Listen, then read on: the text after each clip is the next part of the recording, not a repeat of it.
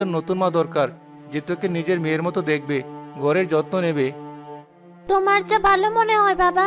আমার তো মিনি আছে, তবে নতুন মাকে আমাকে ভালোবাসবে? অবশ্যই বাসবে। আমি অনেক খোঁজ নিয়েছি। পাশের গ্রামের রিনা খুব ভালো মেয়ে, দেখিস ও তোকে খুব আদর করবে।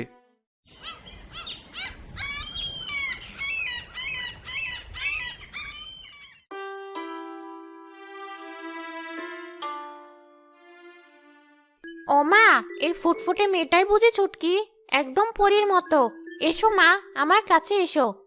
ইস, এটা কি বিড়াল সোফায় বসে আছে কেন? নামাও, নামাও ওটাকে। ওটা মিনি, ছুটকি ওকে খুব ভালোবাসে। ওর মায়ের স্মৃতি বলতে পারো। ও খুব পরিষ্কার, কোনো ঝামেলা করে না। ও আচ্ছা, কিন্তু বিড়ালের লোম পেটে গেলে তো অসুখ হয়, ওটাকে বাইরে রাখা উচিত নয় কি? না না, মিনি খুব পরিষ্কার, ও আমার কাছেই শোয়। আচ্ছা আচ্ছা, ঠিক আছে। আজ তো প্রথম দিন, থাক, পরে দেখা যাবে।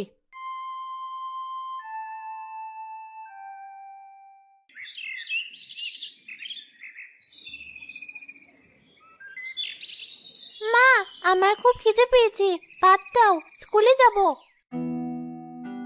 নবাবজাদি, এখনো বিছানাটা তুলিসনি কেন? ঘরদোর কে ঝাড়ু দিবে? তোর বাপের চাকরানি হয়েছে আমি? মা, তুমি এমন করে কথা বলছো কেন? আমার দেরি হয়ে যাচ্ছে। দেরি হচ্ছে তো আমার কি? আগে ঘর মুছবি, উঠোন ঝাড়ু দিবি, তারপর খাবার পাবি। আর শোন, ওই বিড়ালটা কাল রাত থেকে ঘ্যান ঘ্যান করছে, ওটাকে কিছু খেতে দিবি না। কিন্তু মা, মিনি তো কাল রাত থেকে না খেয়ে আছে, ওকে একটু দুধ দাও।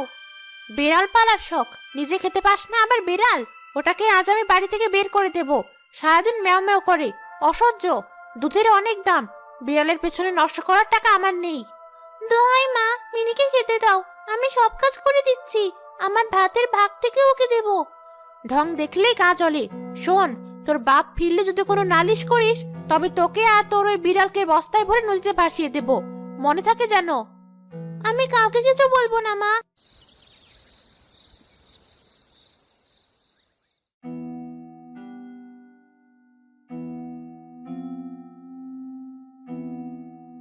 আর বলো না, আমি এই বাড়িতে পর, সৎ না বলে আমার কোনো দাম নেই। কি বলছো এসব? কে কি বলেছে? তোমার মেয়ে। আমি বললাম মা একটু পড়তে বসো, অমনি মুখের উপর চাঁদা উত্তর দিল। বলল তুমি কে আমাকে বলার, আমার বাবা আসুক, তোমাকে বাড়ি থেকে বের করে দেবে। কি? ছুটকি এত বেয়াদব হয়েছে? ছুটকি, এদিকে আয়। তুই তোর মায়ের মুখে মুখে তর্ক করিস, সারাদিন বিড়াল নিয়ে থাকিস, পড়ালেখা নেই? তোর মা কি তোকে এই শিক্ষা দিয়ে গেছে? বাবা, আমি তো কিছু। থাক।